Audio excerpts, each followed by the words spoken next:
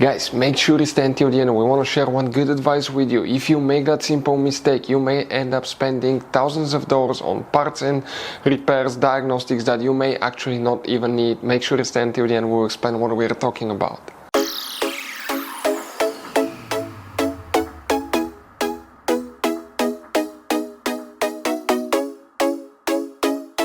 Hey guys, welcome back to World Mechanics. Today guys will be super helpful video to any of you having Chrysler 300. We're talking about the generation here from year 2014 to year 2024. If you guys have one of those, you have a problem where you have a dead battery, the alternator does not charge.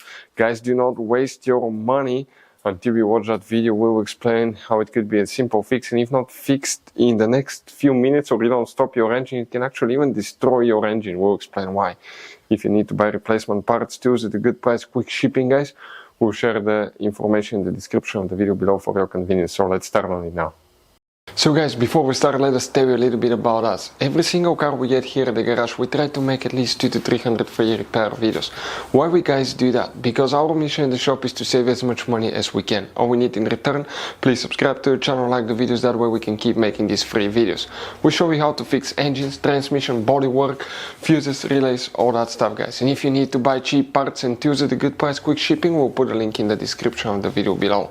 Guys, check out our YouTube channels. We have more than 15,000 free repair videos that can save you thousands of dollars in future repairs. So guys, we have that Chrysler 300 that we're going to demonstrate on. If alternator does not charge, we have a dead battery, what can cause that?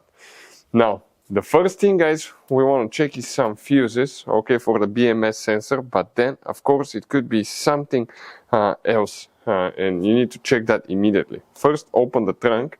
And here we're going to leave the carpet liner up. Underneath we have the spare tire, that's the battery on the passenger side, and behind it is the main trunk fuse box. This is a closer look of that same fuse box. Press the tabs together here, leave the cover up, and you're going to find a fuse box with a layout like this one here. Before we continue, let's explain quickly why it's always a good idea to test fuses and relays. Guys, it's very important to always test your fuses and relays. Why? Sometimes you may think you have a good fuse, guys. It's hard to tell. Look at those fuses, right?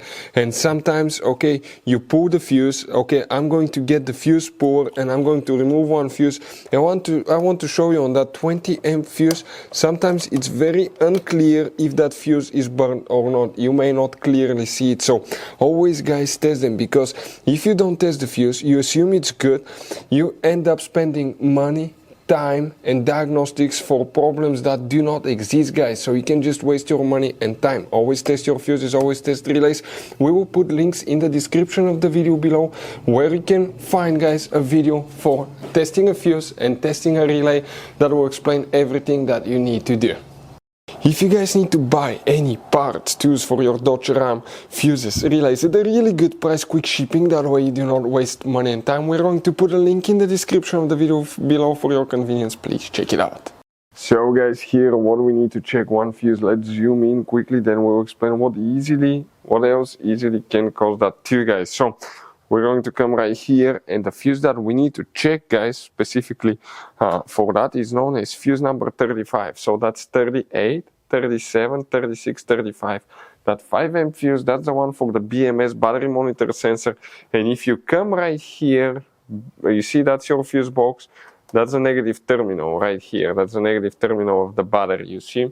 That's your BMS, that's your battery monitor sensors. They can easily get damaged when people replace batteries. We've seen that as well. That's the alternator, guys. The alternator, when it runs, the car runs, it's spun by the Serpentine belt. Let us show you here what we have, guys. So we have the belt, right? That alternator will be installed underneath here, and when that belt, when the engine runs, the crankshaft pulley turns the belt turns the alternator and the water pump. Now, if your belt fell off, okay, not only your alternator will not work, but your water pump will not work. And at that point, you can destroy your engine and overheat it. If you keep driving without the belt, eventually the battery will die and you can get in an accident because the car can turn off and be not responsive. Another thing that we see that can cause those problems in some cases could be the voltage regulator in the back. They're easily replaceable. We'll have video how to replace, okay, voltage regulator. Okay, because it could be simple fix. Next, Sometimes guys, okay, it could be bad alternator, and for any of you that want to see how to test alternator, we'll have the video on the channel that will guys teach you how to do that step by step. Guys, also make sure you test your car battery, because weak battery can put extra stress on the alternator, and on some vehicles you need to even program the battery when you install new battery. That way the BMS sensor knows the condition of the battery, the capacity of the battery, so it doesn't put extra stress on the alternator, which can make it fail prematurely as well. But those are some of the most common things we see at the garage.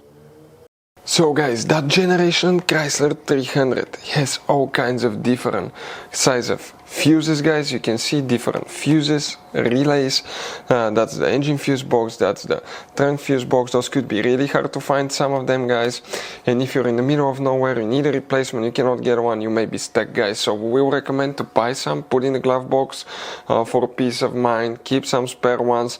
We'll put a link in the description of the video below where you can get them at a good price, quick shipping, that way you do not waste money and time. Hopefully the video was helpful, guys. Thank you for watching, see you next time.